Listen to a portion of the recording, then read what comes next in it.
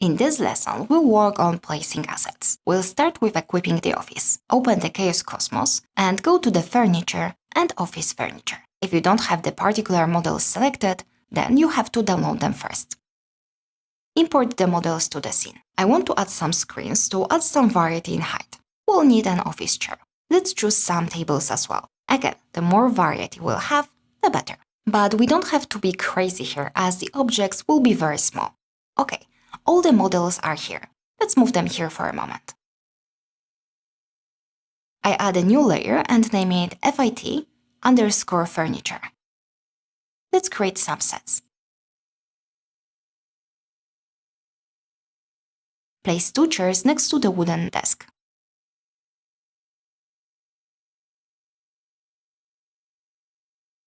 And let's create a set with 3 places.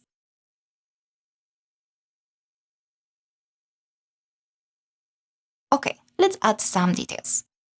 Go back to Chaos Cosmos and import some monitors. Position it on the desk.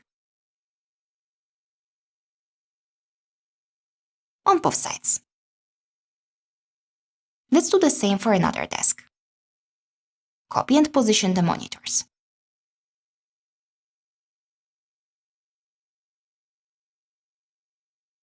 Turn off all the side layers so we can easily place the assets in the building. Group the sets. We can call the first one Set 1 and another Set 2. Select all the pieces of furniture and move them to the building. Adjust to the floor position. Adding assets is a part of the storytelling, as you know. We present to the viewer what type of building we show, what this space is about, how do they spend time there, and how it will affect the current conditions. The story doesn't have to be always very creative and outstanding. Sometimes it's all about presenting the use of a specific space. Populate the objects on the floor so they look nice in the camera view. Copy as an instance. You don't have to worry about converting the models to proxies as they are already converted when you import from Chaos Cosmos. Place the assets close to the glass so they are visible in the camera view. It doesn't have to be according to a specific layout. The idea here is to add the details to the image. Copy the models to another floor. Move some models to create variety. Select the objects and copy them to another building. Adjust the position. Copy again. Select the objects and move to the third building.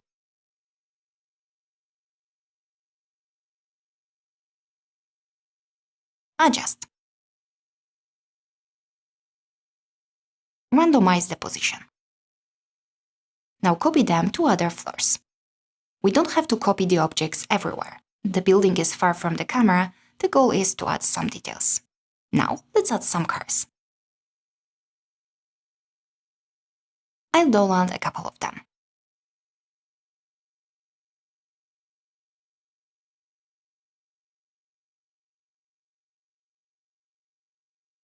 Import the cars to the scene after downloading is completed.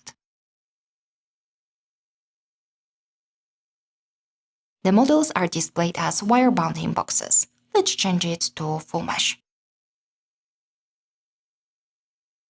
for all the models.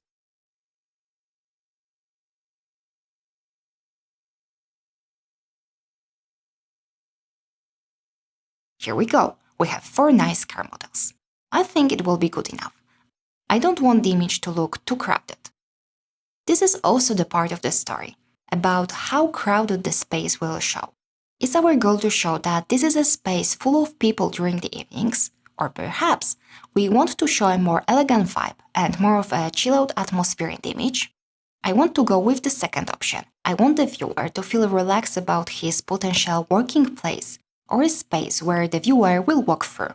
Let's position the cars now so they fit nicely in the composition. I position one car just in front of the pedestrian crossing, driving ahead. Another one I locate on another side of the road. I want one of the cars to be cropped in the frame here. And let's do one on the third side of the crossing. Okay, now as the car is in the place where the Corona decal is, we have to exclude it. Go to the Corona decal, click the plus icon, and choose the car. Do the same for another decal.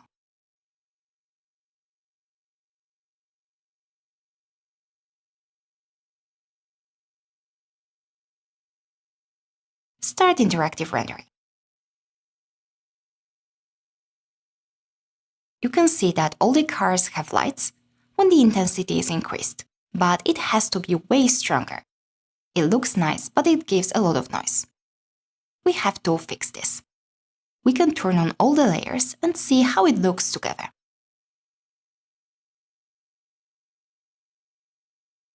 Okay, let's reset the reset value to 0. Now let's check the materials of the cars as the lights come from there. Open the material editor, drag and drop the car material. Let's create a new tab and call it Cars. Make sure you have the Filter Selected Objects checked. Drag and drop the material. Let's see what materials we have here. Okay, for example, material 32 is the light.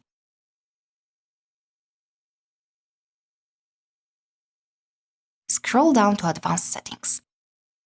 You can see we have self-illumination here and the effect is not too strong. I prefer to add the Corona Light material instead. We can create two materials, one for the front and one for the back car lights. We can copy the red color too. Paste it here. Plug it here to automatically replug the material in the main one. Use 2D pan zoom mode. Let's add the light from the car to the separate lights select first. Add the car to the render element and start interactive rendering.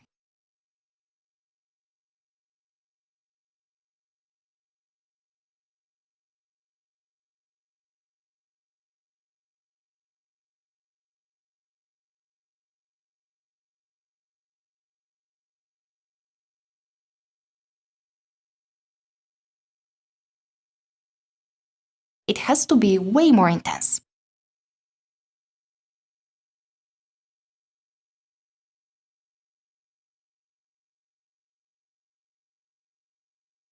It will work nicely with the bloom and glare effect later on.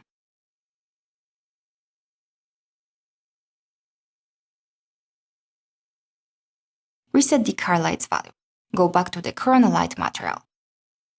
Here, also we have the intensity parameter. We have to increase it to 50, so we get the effect we had previously. Okay, now let's move to another one. We'll repeat the procedure. Drag and drop the material. Let's pick the material from the third car as well.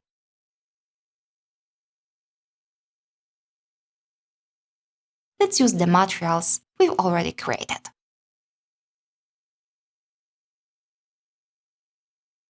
To make our life easier, I copy the materials here instead of plugging them to the correct slots.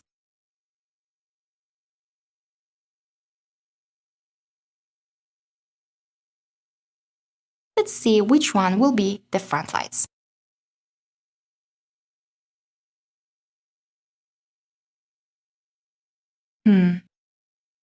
Oh, it's here. The same for the front lights. Great. I add the car to the purple light select tool.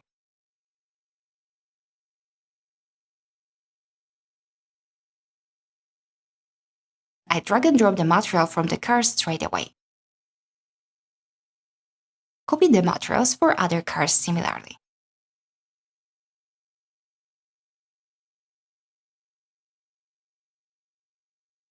Add the car to the purple cars layer. We couldn't add all the cars at once because the objects have to have the Corona Lights material included first. Otherwise, we cannot add an object. Let's see this car. The red lights look quite well, but I would adjust the color a bit. I see the white lights first though. Great.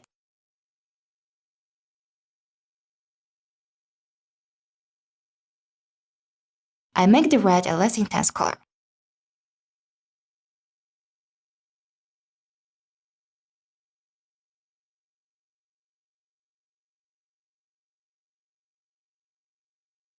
Something like this looks nice. It doesn't catch too much attention though. Now, let's add some movement to the image. It will be part of the story, so we will outline what conditions are in this place. I animated the tree in the front, so it will imitate the tree moving when the shot is captured. To do so, we have to animate the object. Select the tree, click the Auto Key button. Now, move it to the 4th frame for instance. Adjust the position. We can do this in the top view. Something like this. By moving the slider, we can see the results, so how the tree is moving. I actually go back to frame 0 and move the tree more to the outside of the frame. I go back to the 4th frame now and push the tree a bit more towards the edge of the frame. I feel that it's a bit too much of it in the shot. Okay, now a bit of theory from animation so you understand the process. Every time you open 3ds Max, the timeline will be on frame 0. For this reason, it will be great to have everything prepared to render a still image on this frame. However, in the case we have now, the tree is not moving in frame 0. The first movement will be visible in frame 1, so we won't see the motion blur effect, which, as you know, is created when the object is moving. So we can of course choose to render another frame, but there is no reason to do so. We can select the frames and move them to the back like this. In this case, the effect we have now on frame 0 is the same as before on frame 2. So we have movement and the motion blur will be visible. We can do the same with the car. As the auto key is already turned on, now we just have to move the car on a particular frame. Let's move the car a bit to the back in frame 0 and to the front in frame 4. So it's more or less in similar position it was before in frame 2. When animating the cars, it's important to check the speed of the cars, as if the speed is not realistic, the effect looks off. You can calculate this by yourself using the formula, velocity is equal to the distance by time, but we can also use the speedometer plus script to calculate it for us. I put a link to it below the video if you want to install it on your 3ds Max. We can check what velocity the object has at each frame. In the 2nd frame, you can see that the speed is way too fast. To slow down the car, we can just move the last frame further. Now, it has 32 km per hour, which is fine. Do the same for another car. Set the slider to 15th frame and move the car to the front.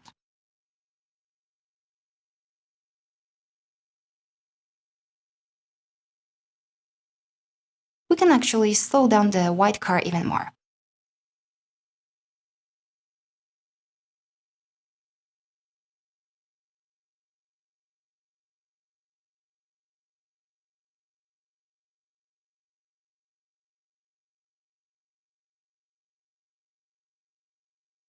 Select both keyframes and move them back. The same for another car.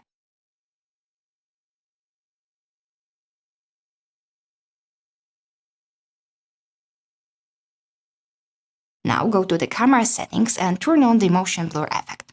Turn on the geometry as only the objects are animated. Start interactive rendering. We can see the effect is visible. Here, the car. It looks quite nice. I increased the intensity of the lights though. 3 looks better. Let's see the tree. Set up the region. Okay, now we can additionally control the motion blur effect by changing the shutter speed value. The lower the value, the stronger the effect. Also remember that motion blur adds time to the rendering, so if you are tight on time, take it into consideration.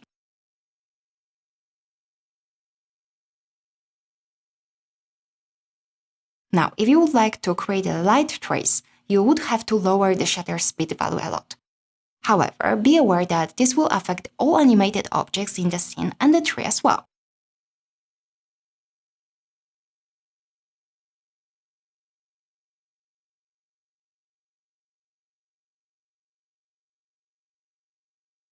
I don't want this effect to be too strong, so I will increase the value. Maybe something in between, 10.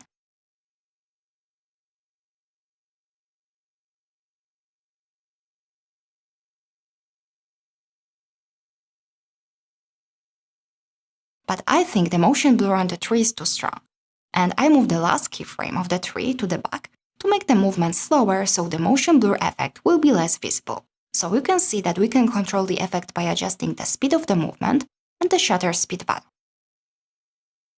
Looks nice. It is a nice balance.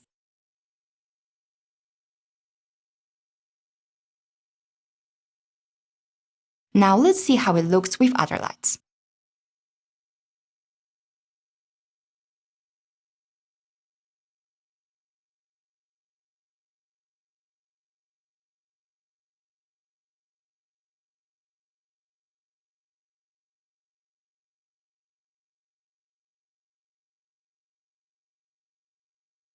Great, I'm happy with this result.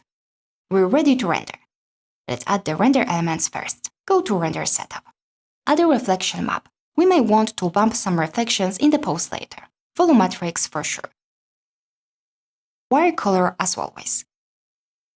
And Z-depth may be helpful as well. Okay, I use the wire color tool script straight away to make sure I have randomized colors of the objects in the scene. Okay, go back to settings and let's set up the Z-depth. Let's quickly check what is the distance from the camera to the end of the scene.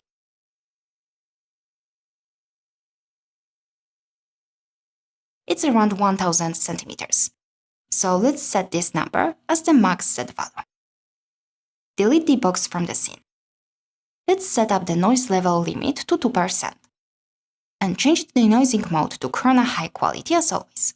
Set the output size to high res, 5K longer side, and hit the render button. When your render is ready, we'll see each other in the next lesson.